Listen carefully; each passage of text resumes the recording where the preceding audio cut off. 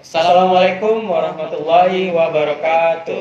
Waalaikumsalam warahmatullahi wabarakatuh. Selamat datang di podcast kita kali ini. Saya Rizky Adicara dan teman saya. Dan saya Julfan Afandi. Kami sebagai moderator atau host di sini. Dan hari ini kita akan membahas tema yang sangat menarik dan penting, yaitu tentang Relevansi hadis dalam membangun konten komunikasi penyiaran Islam yang berdaya. Di sini kita sudah kedatangan tamu atau narasumber kita, yaitu Kakak Fahira Rahmahani. Selamat datang Kak Buat Fahira Kakak. Rahmani. Ya, terima kasih. Untuk memulai diskusi kita, saya ingin bertanya kepada narasumber kita, Kak Fahira Rahmani. Coba jelaskan apa itu hadis dan bagaimana hadis itu dalam Islam. Oke, jadi hadis itu suatu perkataan, perbuatan, dan perilakunya Nabi Muhammad SAW yang menjadi sumber atau hukum Islam selain dari Al-Quran. Nah, jadi hadis ini juga menjadi, dia tuh kayak penjelas dari Al-Quran gitu loh. Dia penjelas dari Al-Quran, dan dia itu menjadi ya pedoman atau pegangan Pelengkap. kita. Iya, pelengkap yang biasa kita gunakan di kehidupan sehari-hari, termasuk juga dalam komunikasi penyiaran Islam ini. Wah, udah sangat jelas sekali kan apa yang dipaparkan Kak Fahira. Nih, pertanyaan selanjutnya nih Kak.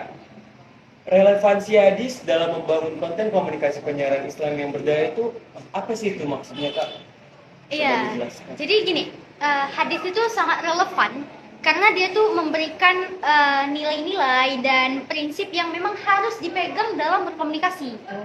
Gitu. Jadi dalam penyiaran Islam, kita tuh dalam penyiaran Islam membuat konten itu tidak hanya sekedar informatif saja, tetapi kita juga harus edukatif dan inovatif. Nah, hal itu bisa nih kita temuin, bisa kita pelajari dari Nabi Muhammad SAW.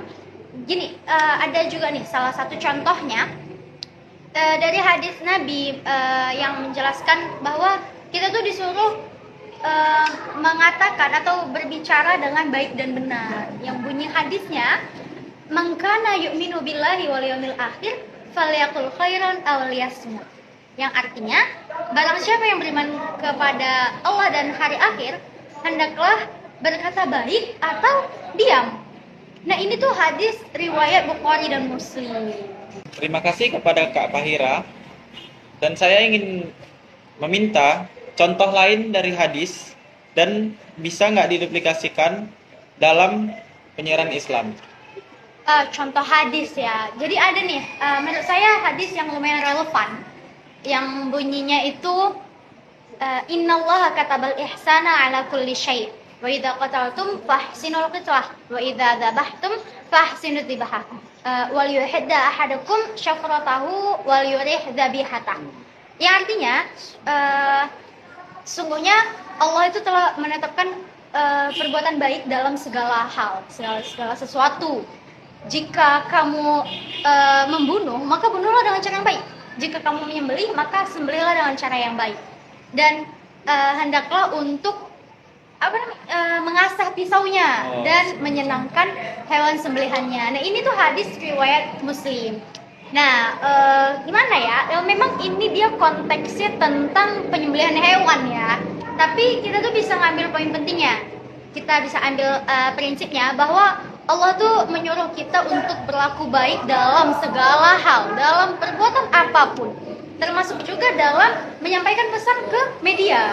Jadi penting untuk kita tuh kita menghindari penyebaran kebencian dan fitnah, dan kita tuh harus selalu mengedepankan kejujuran dan kebaikan dalam konten yang kita buat. Nah, buat teman-teman di rumah nih, kita itu dapat pelajaran juga dari apa yang dibilang Kak Fahira. Bagaimana kita harus mengedepankan kejujuran dan kebaikan kita. Ini bukan dalam konten aja ya, tapi dalam keseharian kita juga. Iya. Ini Kak, selanjutnya bagaimana sih cara mengimplementasikan nilai-nilai hadis dalam konten digital saat ini? Cara mengimplementasikannya itu bisa kita mulai dari audiens ya. Kita tuh harus memahami audiens, dan kita harus menerapkan prinsip-prinsip Islam dalam konten kita. Kemudian konten itu juga harus menyampaikan pesan dengan bijaksana dan harus menghindari konten yang memecah belah umat gitu kan. Karena bahaya juga nih kalau misal kita buat konten yang memecah belah umat, iya kan? Jadi bukannya kita malah menyatukan, malah kita tuh melerai yang lain-lain. Nah, itu nggak boleh kita kayak gitu. Terus pasti ada tantangan ya, tantangan di era digital. Tantangan di era digital itu seperti yang kita ketahui, seperti maraknya kayak penyebaran hoax ya kan. Terus juga penyebaran informasi yang tidak akurat. Nah, makanya lah penting nih untuk kita melakukan cross check kembali sebelum kita menyebarkan informasi tersebut. Ya tentu kita penting bagi kita untuk selalu melakukan verifikasi sebelum menyebarkan informasi. Iya benar. Menjaga integrasi dan kebenaran adalah hal yang sangat penting. Ya benar sekali. Selanjutnya Kak Fahira, adakah tips praktis bagi para pembuat konten dalam menjaga relevansi dan kekuatan peran Islam, pesan Islam dalam konten mereka? Tips gitu ya untuk membuat konten. Ada nih. Yang pertama, kita tuh kalau bisa selalu niatkan ketika membuat konten itu beribadah. Jadi kalau misal kita konten kita tuh niatnya untuk ibadah, pasti kan isi kontennya itu juga bukan yang melenceng kemana-mana nih, tetap yang tetap menganut dalam ajaran-ajaran Islam gitu kan. Itu kalau memang kita niatkan yang seperti itu. Tapi kalau memang niat kita udah beda, ya udah beda lagi lah itu nanti isi kontennya ya kan. Beda. Iya, jadi yang kedua kita tuh juga perlu pelajari dan pahami hadis-hadis yang saat ini tuh relevan dengan konten yang mau dibuat. Sangat penting sih itu juga ya. Iya benar. Jadi konten yang dibuat itu ada nih memang hadis yang relevan. Dia memang masuk, bukan cuma hanya sekedar asal-asalan aja. Benar.